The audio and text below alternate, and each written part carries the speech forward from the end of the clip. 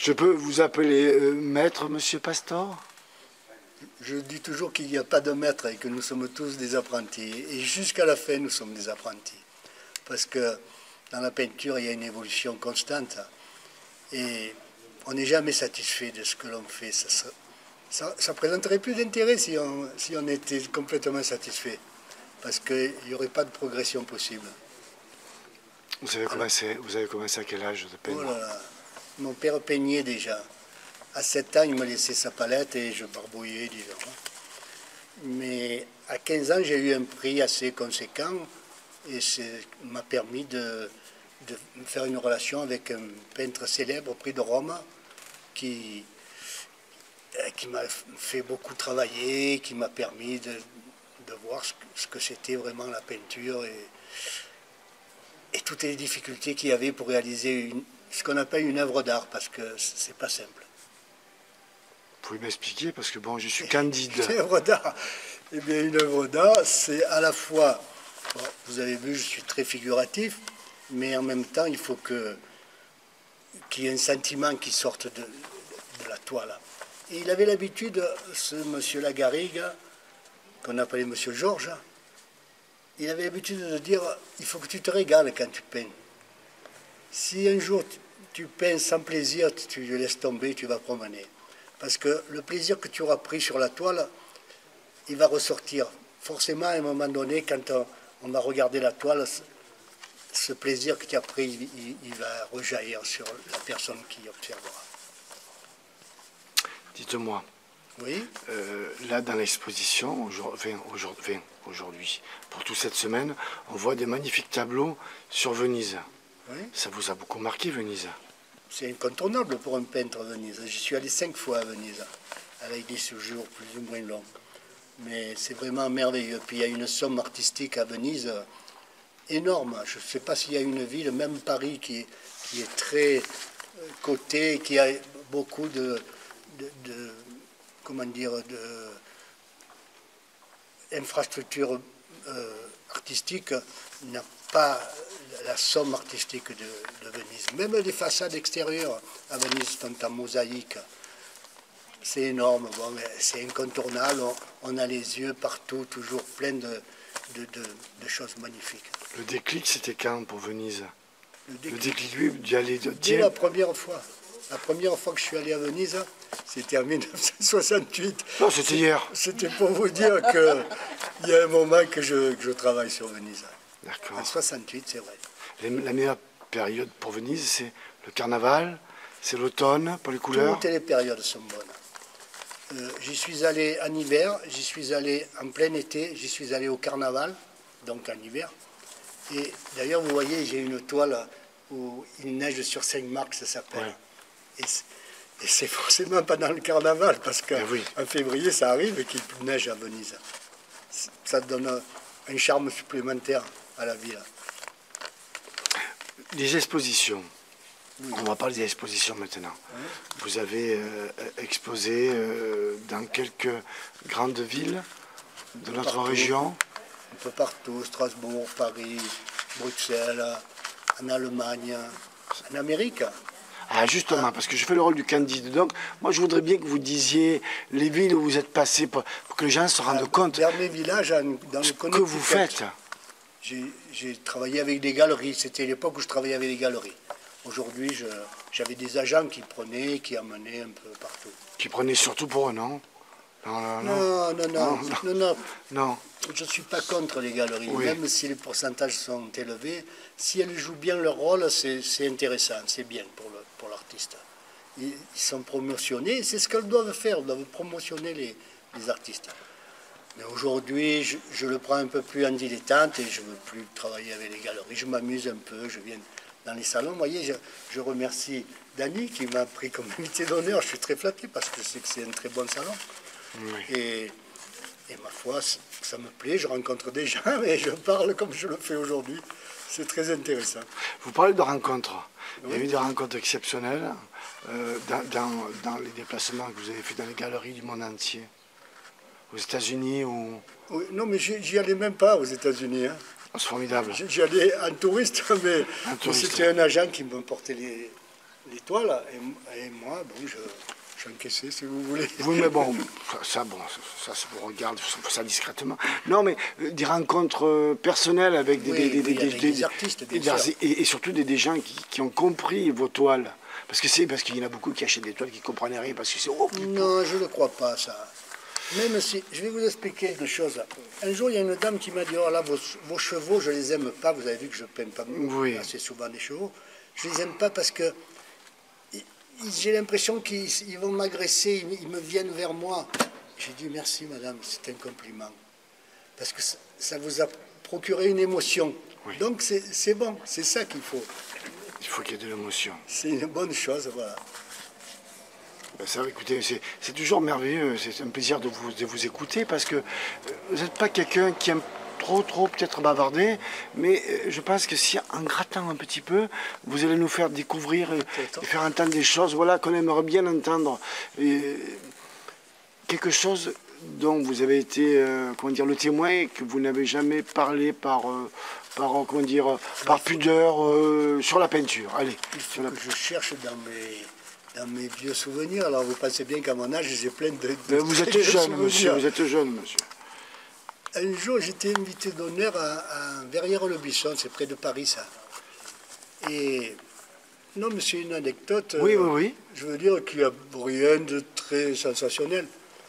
Et si vous voulez, le président du salon m'avait invité chez lui. Il avait invité quelques amis aussi. Et il y avait un client qui m'avait branché. Et il ne partait plus. Il voulait acheter, il discutait, tout ça. Et j'ai mis en retard tout le monde. Tout le monde était déjà chez le président, en train de manger. Le président ne pouvait pas partir parce que c'était lui qui... Mais ça m'a permis d'être la vedette parce que quand je suis rentré dans la maison du président, tout le monde m'attendait et attendait le président. Voilà, c'est une petite histoire comme ça. C'est sympathique. Oui. Oui. Le plaisir, c'est de voir si quelqu'un ressent une émotion devant ce qu'on Voilà, a créé. voilà. Mon ami, il a eu une émotion devant la roulotte, là, la dame qui était avec moi hier. Vous ne pouvez pas savoir ce que ça plaît, ces roulottes. J'en mets qu'une à la fois. À Sanary, j'en ai vendu 3 à la même exposition. Même que le langage soit mis au point par les hommes, ils faisaient des dessins pour se comprendre, pour communiquer. C'est ça qui a fait qu'on a aujourd'hui... Il n'y a pas longtemps, on vient de rouvrir la grotte Lascaux. Enfin, en réalité, c'est la fosse, quoi. Hein, celle qu'ils ont. Voilà, alors, l'art, il est au départ, avant même le langage, c'est l'art. On connaît aussi les hiéroglyphes égyptiens. Ce sont des petits dessins qui ont fait une langue, finalement. Et ça, c'est incontournable. Moi, ça m'est arrivé d'être dans un pays étranger pour me faire comprendre, de faire un petit dessin. Je fais exactement comme les Égyptiens. Alors, qu'est-ce que je pouvais... Voilà. C'était quel pays étranger? C'était la Grèce. Il y a bien longtemps. Ils ne parlaient pas anglais. Je voulais une glace. Ah, d'accord. Enfin, c'était pas pour moi. Hein. Et j'avais beau dire ice cream, ou alors c'était mon accent qui n'était pas conforme. Et ice cream, ils ne comprenaient rien du tout. C'est que ice cream avec l'accent du midi, ça doit être... Voilà. J'ai décidé un cornet à glace avec 2 boules, ils ont compris tout de suite. Vous voyez comme quoi? Voilà, bon, qu'est-ce que je pourrais dire là-dessus? Pendant longtemps, on a cherché à faire exactement la réalité de ce qu'on voyait, aussi bien pour la nature que pour les hommes. On voit les peintures des musées parisiens, le Louvre et tout ça. Il y a des écoles qui font de véritables photographies. Et même, il y a des peintres qui ont été jugés mauvais en ce qui concerne, c'était seulement des représentants de leur temps, disons. C'était pas on estime que ce n'était pas des œuvres d'art, que c'était seulement un témoignage. En particulier le nain, qui représentait ces fêtes campagnardes, tout ça, ça n'avait pas bien d'intérêt artistique. C'était surtout En attendant, malgré tout, on les a gardés volontiers parce que c'était quand même un très beau travail. Après, au XIXe siècle, déjà, on a voulu faire autre chose que la réalité. Et c'est là qu'on commence à voir l'impressionnisme. Qu'est-ce qu'on fait? On donne l'impression de ce qu'on voit, et pas ce qu'on voit. Bon, malgré tout, c'est très figuratif. Impression soleil levant, hein, ou soleil couchant. C'est le début de l'impressionnisme. Oui, voilà. Mais déjà, on voit bien qu'il y a des touches qui ne représentent pas la vérité. Ça représente l'impression qu'a eu le peintre quand il était devant cette scène. Voilà. Après, alors bien sûr, quand la technologie a pris le relais, qu'on a pu faire des choses extraordinaires avec la photo, ça ne présentait plus aucun intérêt de faire une peinture photographique. C'est là qu'on a commencé à vouloir faire vraiment une peinture avec sentiment, avec émotion. Bon, ah oui, je pense qu'il y en a plusieurs parmi vous qui ont été à Rome voir la chapelle Sistine. Oui. Alors, parmi les peintres, parce que Michel-Ange, il a peint, et c'était entre 1420 ou 30, ouais, c'est très vieux. À cette époque-là, les peintres voulaient représenter la réalité avec finesse, avec une certaine... Lui, déjà, il était un avant-garde extraordinaire. Et pourtant, c'était même pas un peintre, c'était un sculpteur avant tout. Mais si vous... je ne sais pas qui c'est qui a vu la chapelle Sistine. Vous avez vu? Déjà, il faisait des traits de force autour des visages, autour. Et il avait un dessin, alors là j'admire absolument, parce qu'il avait un dessin extraordinaire. Les raccourcis de corps, des perspectives sur les corps que personne n'a jamais fait. Oui, oui. Léonard de Vinci, il a fait beaucoup de machines de guerre, trucs comme ça. Mais pour les personnages, c'était très statique. Oui. Il n'y avait pas cette vie extraordinaire des dessins de Michel-Ange. Michel-Ange, c'était un monstre pour le dessin. J'aimerais lui ressembler, mais je suis très loin. Voilà, alors ben voilà, on arrive à l'art moderne. Et moi, je dis que pour traduire les sentiments, on n'est pas obligé d'aller vers l'abstrait.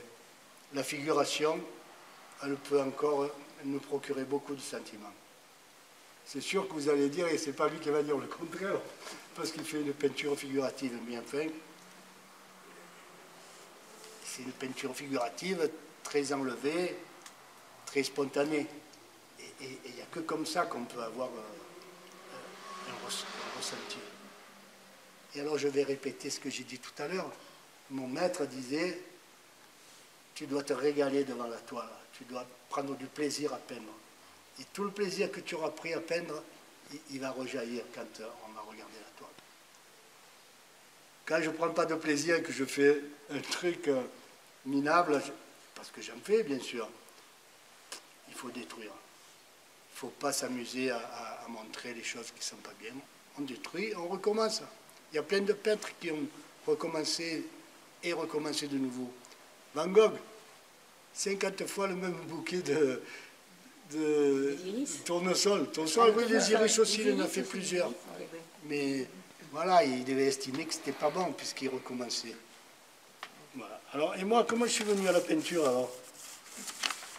Eh bien, est-ce que je suis allé à la peinture ou c'est la peinture qui est venue à moi? Mon père était un artiste déjà. Bon, il n'était pas reconnu, mais il peignait, il se régalait, c'était pour le plaisir. Et de son côté, il y avait quasiment que des artistes, un sculpteur, aventurier. Ils étaient trois frères, c'était que des artistes. Automatiquement, quand il peignait, j'étais tout petit, tout fier qu'il avait d'avoir un garçon qui était passionné. Il me passait ses couleurs et je barbouillais. J'avais à peine 7 ans que je barbouillais déjà à lui, là. Puisqu'il me laissait sa palette et je barbouillais à lui. Mais même avant cet âge-là, je déchirais les pages de garde des livres pour dessiner. Parce qu'on ne m'achetait pas beaucoup de matériel. Hein, vous savez, c'était une époque...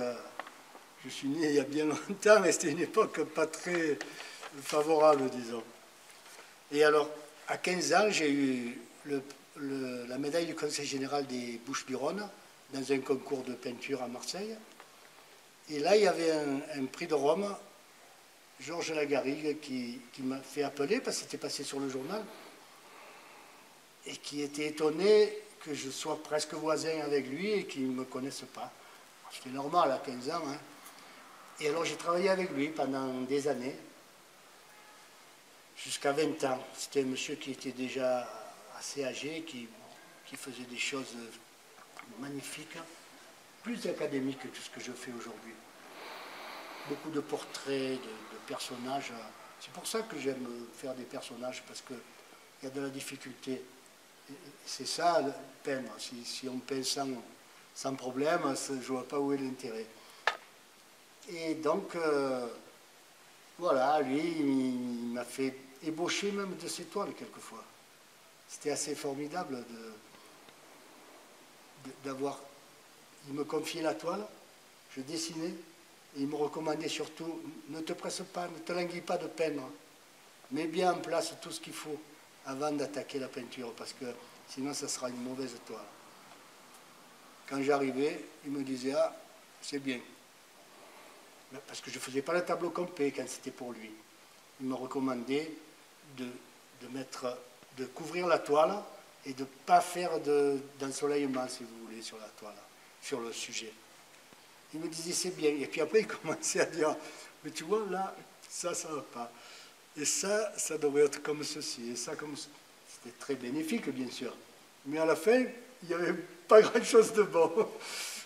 Voilà, pendant des années, ça a été ça. Puis c'est sûr que bon, j'ai progressé énormément. Et puis après, je me suis lâché, j'ai trouvé ma manière. Alors bien sûr, c'est pas parce qu'on est figuratif qu'on prend des modèles. Tout ce que je fais là, ça sort de mon imagination. Vous voyez, sans arrêt, je fais des croquis. Quand j'ai un sujet, là, je cherche à faire la femme et le cheval. Je fais X croquis pour faire une toile, ou peut-être pas. Si ça ne me plaît pas, je ne vais pas la faire. Si vous allez sur mon site, vous verrez une toile qui s'appelle Le rêve de Quasimodo. Peut-être vous l'avez vu déjà. J'en avais fait une affiche, je vous emporterai de ces affiches lundi. Et pour faire Le rêve de Quasimodo, je vais le chercher. J'ai fait je ne sais combien de croquis. Mais ça, c'est pas beau ça. Voilà, c'est sorti de mon imagination. C'est pas la toile qui a abouti à ça, qui a abouti après ça. Elle a été nulle part. Il n'y a pas de modèle. Ah, qui connaît l'arbre de Jessé? Il n'y a pas de catholique, là? Si, mais... C'est l'arbre généalogique de Jésus. D'accord.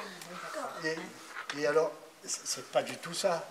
Mais moi, j'avais fait un tableau, l'arbre de Jessé, avec quelqu'un qui était omnibulé par cet arbre.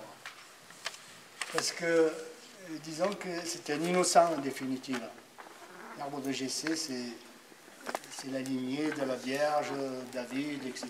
Bon. Alors je cherche Le rêve de Quasimodo. Hein. J'ai travaillé sur la mythologie aussi. On voit là Europe et le taureau blanc. C'est bien connu ça. Ah, j'ai travaillé sur l'Asie. J'ai travaillé sur l'Asie parce que j'ai fait un voyage en Chine qui m'a assez marqué quand même. C'est un peu particulier la Chine. Regardez, de temps en temps, paf, je fais un truc sur la musique. Ah, je vois pas. Oui. Ça me prend comme ça. J'ai envie d'avoir un angle. Alors regardez un peu, tenez, là vous avez un exemple.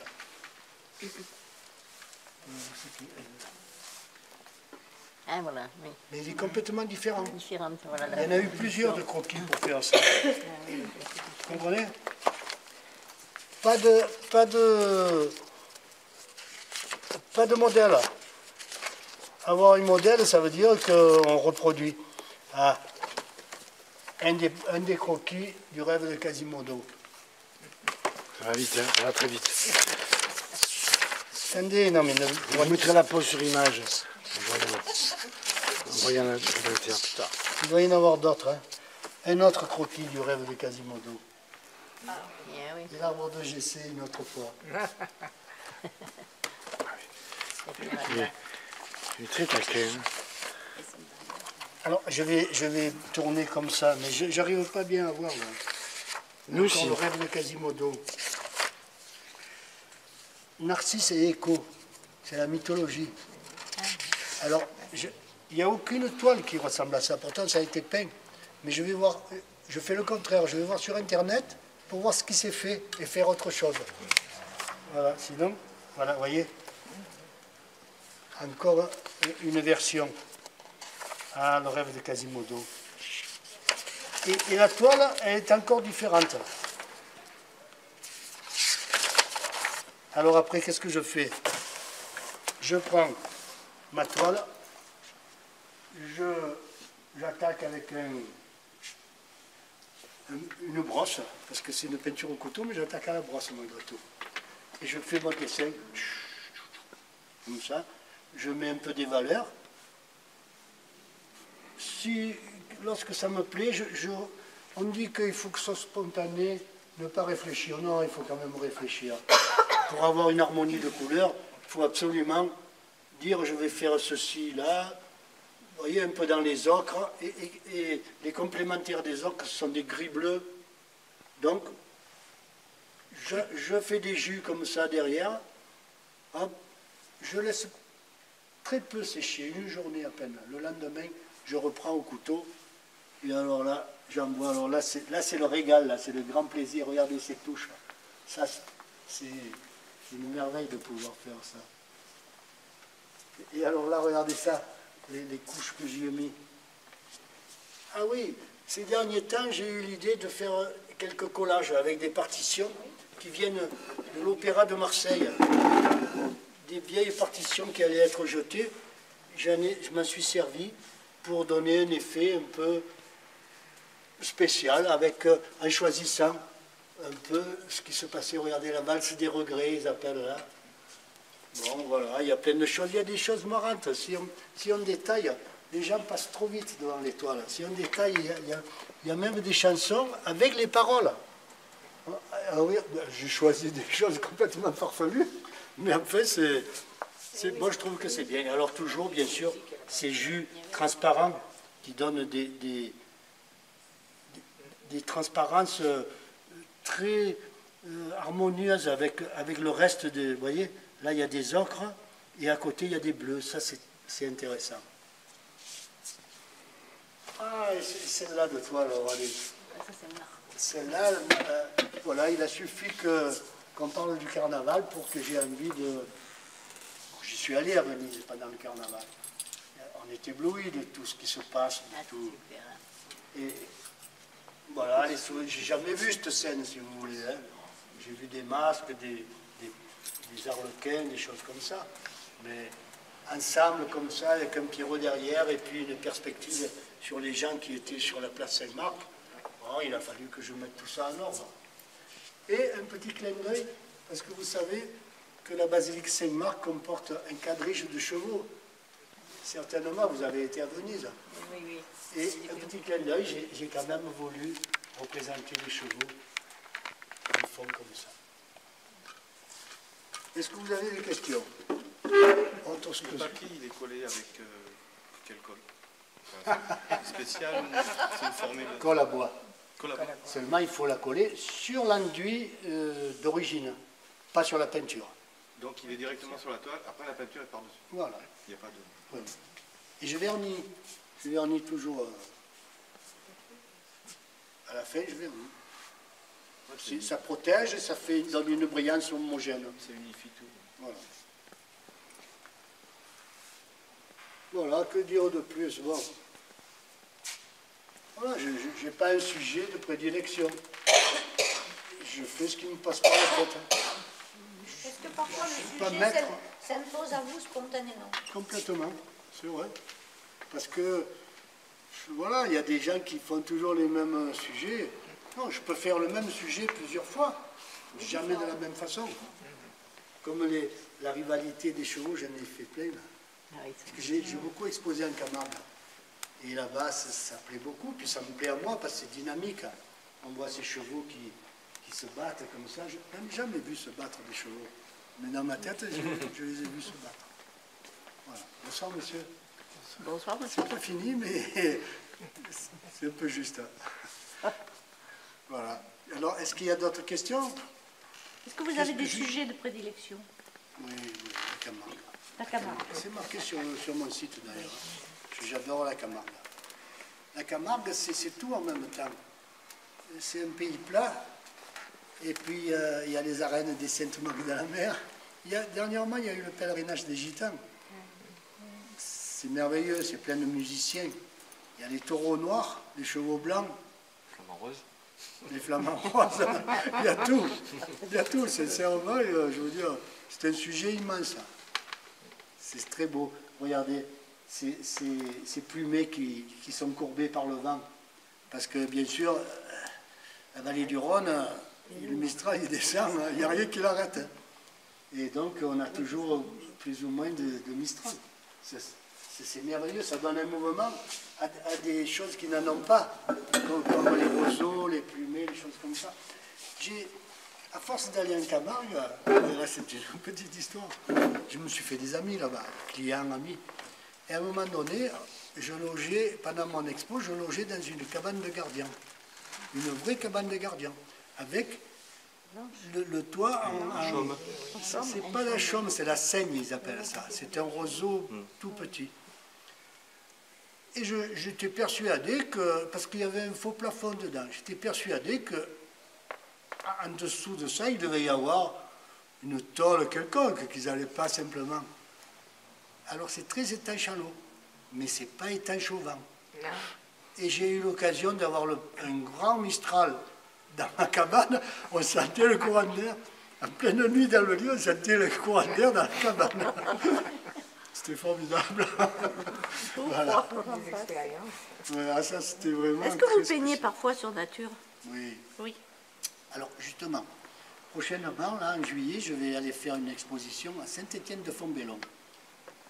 Saint-Étienne-de-Fontbellon, c'est à côté d'Aubenas. Là, il y a une association qui s'occupe qui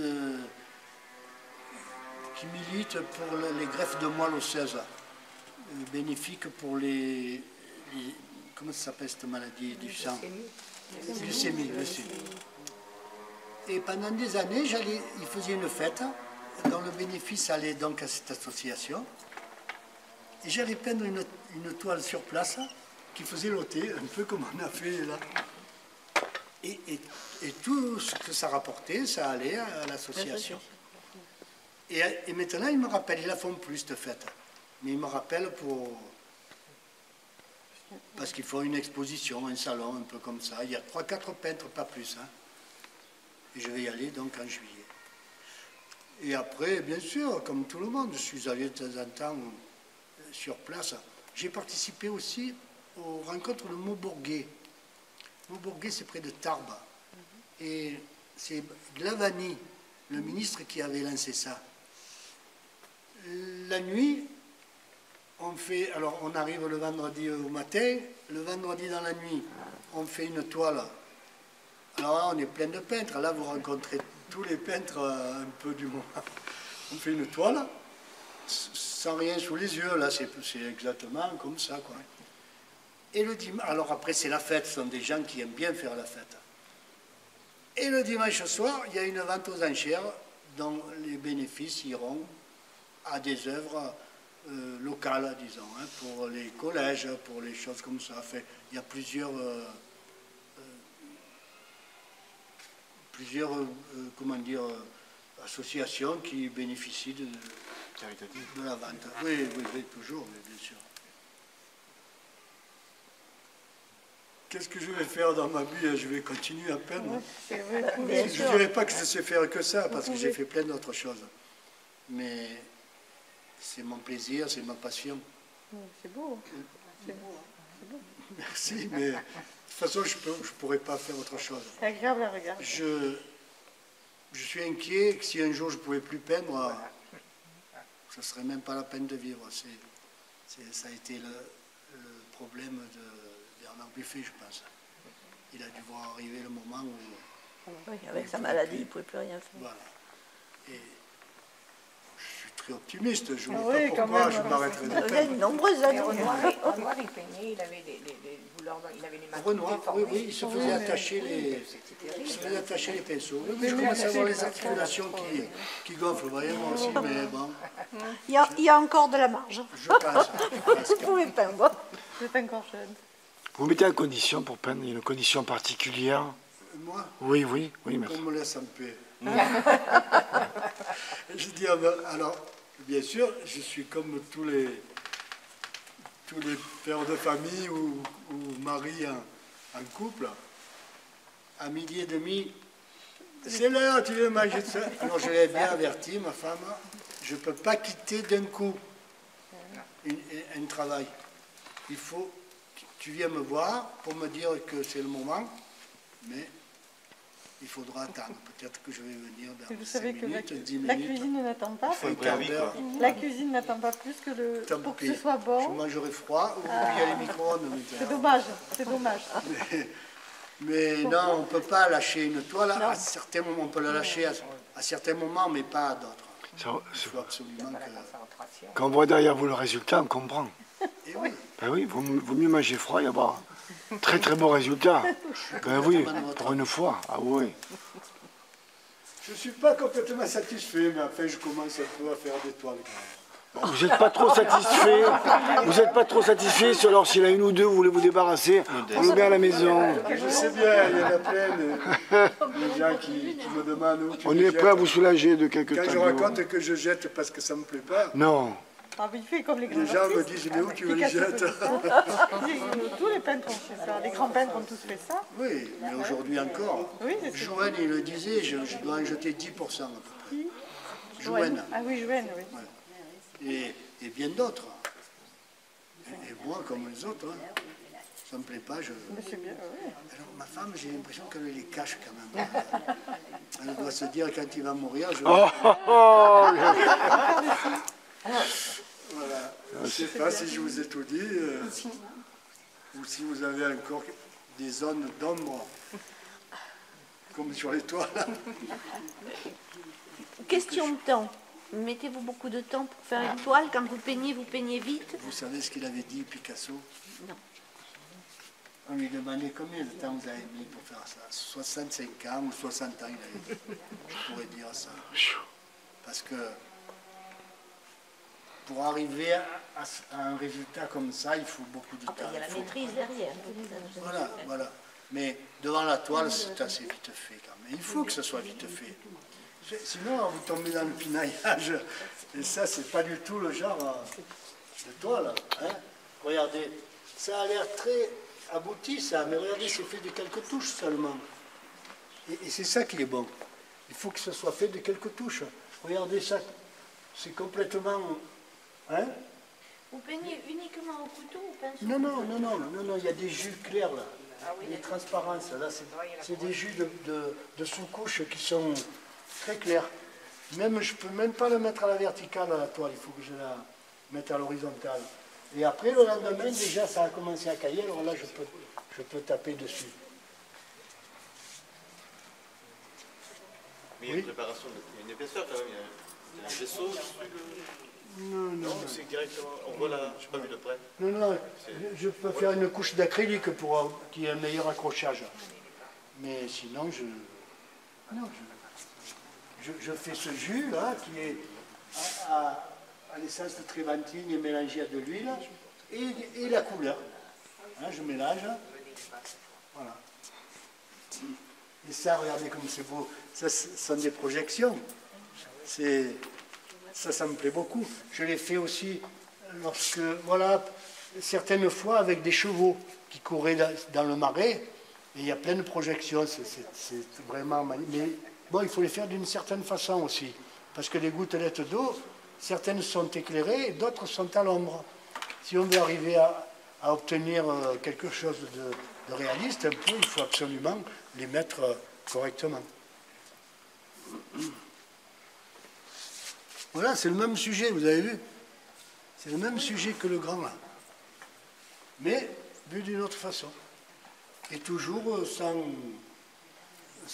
rien sous les yeux, avec quelques collages de partitions. Et puis, ce jaune des genêts, ça s'appelle les genêts, avec des personnages à moitié visibles qui tiennent les genêts comme ça. Ce sont des scènes que j'ai vécues, puisque mes filles, quand elles étaient à la campagne, elles coupaient les genêts, tout va. C'est le moment là. Oui, c'est très beau.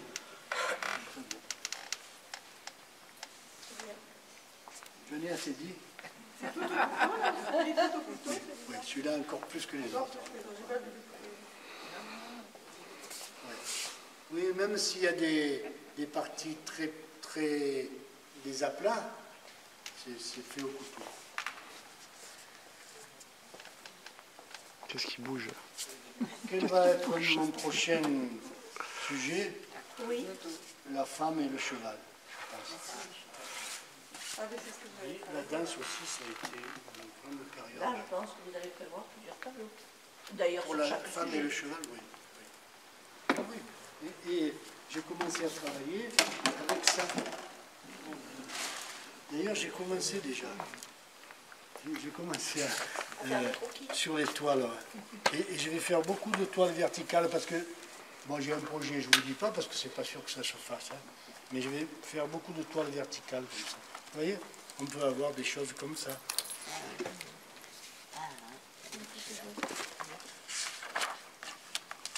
Ou des choses comme ça. Alors, pourquoi c'est brouillé comme ça? Parce que je voudrais qu'il y ait un contre-jour très éclairé comme ça et très sombre. Très sombre, non, sombre clair. Là. J'ai une palette, c'est une table. Et mon chevalet d'atelier, il est devant. Et votre palette, c'est vous vieillir les couleurs et vous en rajoutez dessus. Non, La gratter. non, je gratte. Je gratte parce qu'au couteau, vous ne pouvez pas ramasser si jamais c'est pas lisse. Je gratte et quelquefois je ponce même. D'accord. Parce que, longtemps, parce que si vous ne vous laissez pas prendre par les croûtes, hein, c'est le cas de se dire, c'est jamais très haut. Alors il y en a un qui montre sa palette, je ne suis pas sûr que ça soit très beau à faire voir, c'est Zaki. Zaki, ben, c'est un peintre désarmé. C'est un peintre relativement célèbre. Tenez, là, mais je vais vous la faire voir. Vous allez être impressionnés. Je vais vous faire voir sa palette. Regardez là. On dirait un château. Elle est là. Vous voyez? Je ne sais pas comment il fait pour travailler, mais il ne doit pas travailler au couteau. Je le connais bien. Au bazooka, peut-être. Ouais, ça se peut. Je peux savoir. Elle est haute comme ça, la peinture. Vous avez vu? Voilà, c'est le travail de Zaki. Il est très célèbre. Hein. Il est peintre des armées. Il ne veut pas me montrer la page. Bon, Voilà. c'est pas grave. Ah, la palette, hein? La palette, elle est là. Voilà. Mais bon, on s'en fout hein, de Zaki. Non, là, c'est Pastor hein, actuellement. Mais oui. Dites-moi, monsieur Pastor, vous avez calculé, enfin, je ne sais pas si vous avez pensé à ça, le nombre de kilos de peinture et un poids, un pinceau. Ah, c'est énorme, là, je ne peux pas, depuis le temps, vous vous rendez compte, hein. C'est énorme, surtout que, comme je vous disais, j'en détruis quelquefois où il y a beaucoup de peinture dessus, je détruis la toile parce que... Ah, vous la jetez pas, vous la détruisez? Parce que moi, j'étais prêt à attendre derrière votre maison, puis on me jetait, je récupère. Non, je vous dis, ma femme, elle les cache, je ne sais pas où. Je crois qu'elle est au sous-sol, j'ai un vide sanitaire, il doit y en avoir dessus. Bon, on ne saura jamais un kilo. Un kilo, je suis incapable de vous dire. Je ne sais pas. Qui pourrait dire... Kilo de pinceau et litre de peinture. Non, les pinceaux, pas tant que ça. Plutôt. Par contre, alors, ce qui m'impressionne, c'est que j'arrive à avoir des couteaux qui s'usent. Un couteau qui est en acier trempé, donc qui est flexible et tout, ils arrivent à s'user. C'est abrasif alors? La toile, la peinture, oui, certainement, mais aussi le temps qu'on passe à... Il reste plus le manche. Non, je vais pas jusque-là. Mais ça devient très coupant. Et alors là, on comprend pourquoi on appelle... Tout à fait. Vous ne pouvez pas savoir à quel point ça m'est arrivé de me couper en les essuyant comme ça. Ça coupe le chiffon et les doigts. C'est l'acier, ça. Oui, oui. C'est le phénomène de l'acier, même pour les couteaux de cuisine. Oui, oui. Moi, je parle de la cuisine. Mais là, au départ, c'est déjà fin. Oui. Et donc, Le couteau de cuisine est quand même plus épais. Donc, mais là, c'est déjà fin. moi, j'adore cuisiner. J'ai des couteaux de cuisine à l'achat Ah, très d'accord. fins. Et alors, c'est des lames de rasoir. Mais vous faites les frites, vous épluchez tout. C'est du facilité. Mais c'est du bon matériel. Et c'est de l'acier. Jamais d'inox. Ah oui, non, c'est très... On ne parle pas de couteau de céramique, là. Là, c'est vraiment de l'acier. Ah oui, maintenant on fait des couteaux céramiques. Oui. Bon, mais là, on était à M. Pastor. Ah oui, on a changé. Voilà, je ne sais pas qu'est-ce que je pourrais rajouter de plus. Bravo, on a besoin de personnes comme notre présidente. Madame la Des Présidente, salons, pour conclure, parce alors. que... Pour conclure, Ben oui. je suis ravie d'avoir écouté cette conférence et surtout d'avoir été en face des tableaux de M. Pastor qui sont un régal pour les yeux. Tout à fait. La conclusion, bravo, on continue à peindre et à organiser des salons. Nous en avons tous besoin pour notre santé, je dirais même. Oui, pour rêver. Parce que être optimiste, déjà, c'est bénéfique pour la santé. Et si on a des toiles optimistes, c'est bon. Hein? Ça Tout à fait. bien, d'abord pour nous, puis pour les gens. Tout à fait. Et je trouve que ça, c'est vrai, c'est formidable. Je suis d'accord avec ça. Ben moi, je vous remercie pour ce que vous êtes et pour ce que vous nous apportez. Voilà. Ça fait du bien à l'âme. Merci. Exact. Merci. C'est un bon compliment. Je vous en remercie.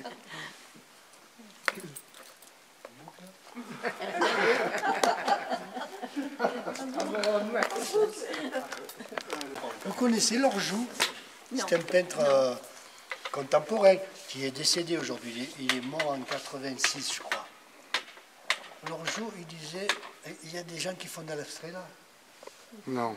L'art abstrait fait braire les ânes, bailler les singes et se pâmer les poules. Oh, j'adore. C'est pas de moi, hein, c'est de Lorjou. Hein. Mais j'adore. Et pourtant, Lorjou, je vous garantis que si vous voyez ces toiles, allez voir sur Internet, c'est moins figuratif que moi encore, hein, c'est plus avant-gardiste. Hein.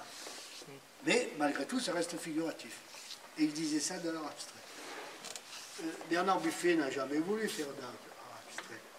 Il a dit, moi je m'ennuierais au bout de 2 ou 3 toiles, je m'ennuierais, c'est mon cas. Comment voulez-vous que je me mette à faire des choses, des taches ou des machins comme ça, alors que j'ai envie de dessiner des chevaux qui courent, des femmes qui dansent et des types qui jouent de la musique. Non, C'est tellement beau ce qui se passe autour de nous. bien sûr, je ne vois pas pourquoi on ferait des taches ou tant mieux s'il y a des gens qui aiment ça. Oui, ça n'empêche pas que... Voilà. Merci. Merci à vous de m'avoir écouté.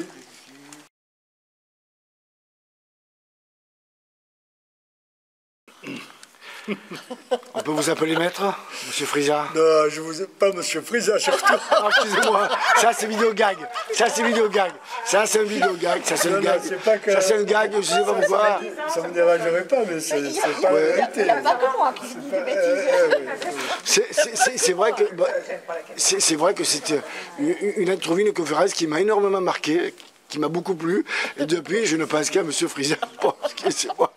Veuillez me pardonner. On va la refaire.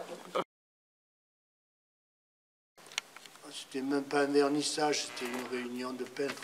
Il s'appelle comment? Excusez-moi. Tossac. Tossac, d'accord. Et alors, il y en a un qui a balancé ça, il a dit maître. Surtout que c'était un type terrible. Il n'y a pas de maître ici. Vous savez qu'il y a des maîtres. S'il parlait comme ça, il n'était pas du tout. Il n'y a pas de maître. D'accord. Il n'y a que des centimètres ou des demi. Ou des décamètres. Ouais, bon, cela était facile. Non, mais c'est vrai. Ça fait un peu. Ouais, c'est pompeux. Mais non, ça fait sérieux. Non, je ne suis pas de cet avis. On n'est jamais abouti complètement. Comme vous disiez tout à l'heure, si on considère qu'on est abouti, on progresse. Voilà, c'est plus intéressant. Vous êtes à la recherche de la perfection ou vous voulez toujours vous perfectionner? Oui, je voudrais la perfection, mais la perfection, ça ne veut pas dire le pinaillage. Hein. Oui, d'accord. Ouais. Ça veut dire montrer quelque chose avec très peu de moyens. Avoir une peinture qui, par sa simplicité, suggère tout à celui qui l'observe. C'est-à-dire que moi, je ne mets pas de détails, et quand vous regardez, vous avez l'impression de voir tous les détails. En définitive, c'est celui qui regarde qui finit la peinture. Il voit plein de choses que je n'ai pas faites. Et c'est le cas pour ces chevaux, regardez. Les chevaux, oui, ceux qui sont là. Là. Mais les reflets, là, On les voit courir, et si vous vous approchez, c'est fait de quelques touches complètement simplistes. Vous étiez en train de filmer là? Ben oui, bien sûr. Ouais, vous avez vu.